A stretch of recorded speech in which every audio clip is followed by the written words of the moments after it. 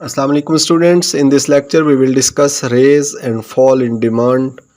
सबसे पहले हम raise and fall in demand के definition की तरफ चलते हैं. When the quantity demanded changes, कोई भी product है उसकी जो demand है वो change हो रही है. Change का मतलब है increase हो रही है या decrease हो रही है due to the other factors.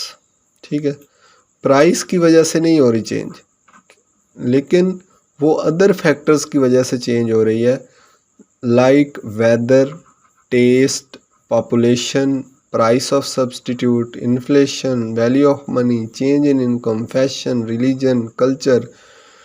जब अदर फैक्टर्स, ये तमाम फैक्टर्स जो हैं, इनकी वजह से अगर डिमांड जो है वो चेंज हो रही है, क्वांटिटी ऑफ डिमांड चेंज हो रही है, तो इसको क्या कहते हैं? This is called rise and fall in demand.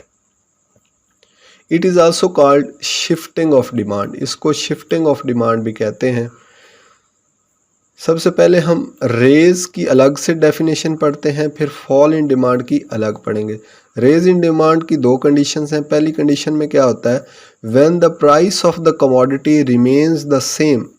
Price of commodity को कांस्टेंट रखना है, but the quantity demanded increases. लेकिन जो क्वांटिटी डिमांडेड है वो इंक्रीज हो रही है. किस वजह से इंक्रीज हो रही है? Due to the other factors. Other factors में ये वेदर, टेस्ट, पॉपुलेशन, ये तमाम चीज़ें आ जाती हैं. इनकी वजह से क्या हो रहा है? क्वांटिटी डिमांड इंक्रीज हो रही है. रेज का मतलब इंक्रीज होना, तो डिमांड रेज का मतलब भी यही होगा कि जब क्वांटिटी डिमांडेड इंक्रीज होगी due to the other factors, it is called as the rise in demand. जैसा कि इस स्केड्यूल में प्राइस जो है वो सेम रखी गई है, 10 है, 10 है, फिर 10 है, लेकिन क्वांटिटी डिमांड क्या हो रही है? इंक्रीज हो रही है. क्योंकि रेज इन डिमांड है तो ये कहाँ क्या होगा? इंक्रीज होगा. 10 से 20, 30. तो यहाँ पे क्या होगा कि जो प्राइस है वो, यहाँ पे प्राइस ली गई है और यहाँ पे क्वांटिटी डिमांडेड. प्राइस जो है वो 10 रखी गई है और जो क्वांटिटी डिमांडेड है वो चेंज हो रही है. 10 हो गई, 20 हो गई, 30 हो गई. इसको क्या कहेंगे? Rise in demand. The second condition जो है रेज इन डिमांड की, when the price of commodity increases. Price तो इंक्रीज हो रही है, किसकी वजह से? Due to the other factors, but the quantity demanded remains the same. लेकिन जो क्वांटिटी डिमांडेड है वो सेम रहती है. इस कंडीशन को भी क्या कहेंगे? Rise in demand. जिस कंडीशन में प्राइस इंक्रीज हो रही है. स्केड्यूल इसका क्या होगा? प्राइस इंक्रीज होती जा रही है 10 से 20, 30, लेकिन क्वांटिटी डिमांडेड क्या है? वो सेम है. तो इस सिचुएशन में क्या होगी? Rise in demand. जैसा कि यहाँ पे ये क्वांटिटी डिमांडेड 30 ही रखी गई है, लेकिन प्राइस जो है वो ऊपर की तरफ बढ़ती चली जा रही है. इसको भी क्या कहेंगे? Rise in demand. दूसरी है fall in demand. Fall in demand में भी दो कंडीशंस हैं, दो सिचुएशंस हैं. पहली कंडीशन उसी तरह, when the price remains the same. Price को सेम रखना है, कांस्टेंट रखना है, but the quantity demanded decreases. लेकिन क्वांटिटी डिमांड जो है वो कम हो रही है. फॉल इन डिमांड में कम हो रही है, रेज इन डिमांड में इंक्रीज हो रही है, फॉल इन डिमांड में डिक्रीज हो रही है due to the other factors. किस वजह से? अदर फैक्टर्स की वजह से. This is called fall in demand.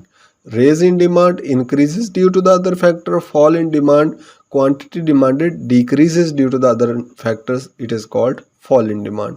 जैसा कि प्राइस सेम है, ठीक है, लेकिन क्वांटिटी डिमांड डिक्रीज हो रही है, 30 से 20, 10, इस तरह.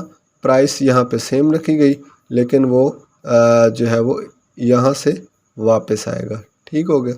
मतलब पहले पे जो 10 रखी गई थी तो ये 30 है, 10 ही रही, फिर 20 पे भी 10 ही रही, 10 पे भी 10 ही रही. तो इस तरह ये जो है वो क्या होगी? Fall in demand.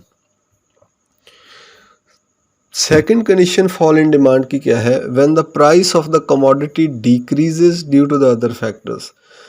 जब प्राइस जो है वो डिक्रीज हो रही है अदर फैक्टर्स की वजह से, लेकिन क्वांटिटी डिमांडेड जो है वो remain same. This is also called as fall in demand.